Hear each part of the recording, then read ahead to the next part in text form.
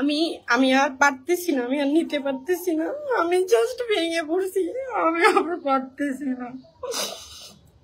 একটা কথা কি, শুরু থেকেই আলম আমার সাথে বাটপারি করছে, আমার সাথে চিটিং করছে।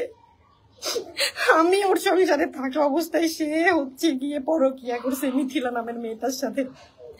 সে আমাকে মানসিক শারীরিক যে টর্চার গুলো করছে, আমি এগুলো আর নিতে পারতেছি না। শেষমেশ আমাকে দেশবাসীর কাছে এত খারাপ বানাইছে। আচ্ছা একটা বিষয় আপনারা ভেবে দেখেন তো, আলম আর রিয়ার মধ্যে কি রিয়া আগে আসছে নাকি মিথিল আগে আসছে?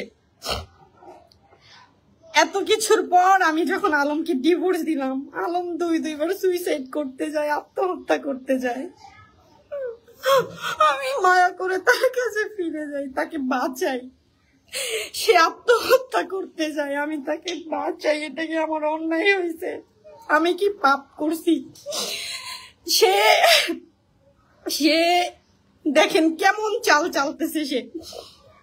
সে হচ্ছে গিয়ে রিয়াজকে এখন ভিতরে ঢুকাইছে, ঢুকায়া সে রিয়াজের যে বউ, ওই যে এক্স ওয়াইফ যে ইতি নামের মেয়েটাকে সাথে নিয়ে সে আমাকে একটার পর একটা ব্লেম দিচ্ছে, একটার পর একটা টর্চারিং করছে, একটার পর একটা মিথ্যা কথা বলতেছে আমাকে নিয়ে। ইতি মেয়েটা এত জঘন্য, ওরে সবাই ভালো মেয়ে ভাবে, ও এত একটা নষ্ট চরিত্রর মেয়ে। আমি এত কিছুর পর আলমের কাছে প্রথমবার যখন ব্যাগ গেলাম, আমি ইতিকে না করছিলাম, ইতি তুমি আলমের সাথে কোনো যোগাযোগ করবা না। শোনেনি আমার কথা। আলমও চুরি করে করে ভিডিও বানাইছে, ইতিও আমাকে বলে তুমি কে, কেন ভিডিও ডিলিট করবো, কেন করবো না, এটা সেটা।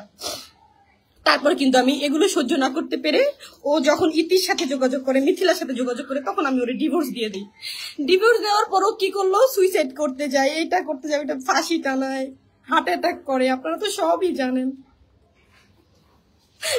তারপর যখন ওর কাছে আমি ব্যাগ যাই, দেখেন দেখেন এখন কি করতেছে, দেখেন ওরে মরণের হাত থেকে আমি বাঁচাইছি, এখনো কি করতেছে।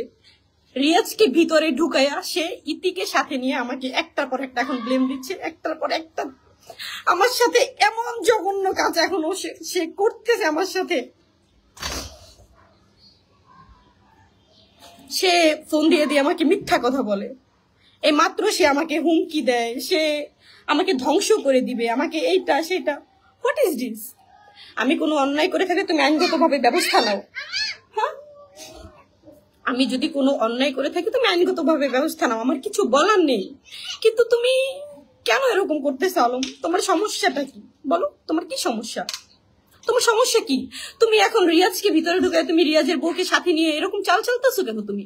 হ্যাঁ, ইতিকে সাথে নিয়ে, এই ইতি মেয়েটা আজ নষ্ট একটা মেয়ে, এই মেয়েটাকে নিয়ে তুমি এত চাল চালতেছো কেন? আমার সাথে এখন গেম খেলতেছো কেন? তুমি মিথ্যা ব্লেম দিচ্ছ কেন আমাকে? আমি যদি কোনো অন্যায় করে থাকি তুমি আইনগত ব্যবস্থা নাও, যেরকম রিয়াজের বিরুদ্ধে নিছো। এই দেশে কি নির্দোষ মানুষ কম সাজা পাচ্ছে? কম পাচ্ছে? প্রমাণ হয় না 20 বছর পর সে নির্দোষ? প্রমাণ হয় না তো কি হয়েছে? আমি আর নিতে পারতেছি না, আমি জাস্ট আর নিতে পারতেছি না।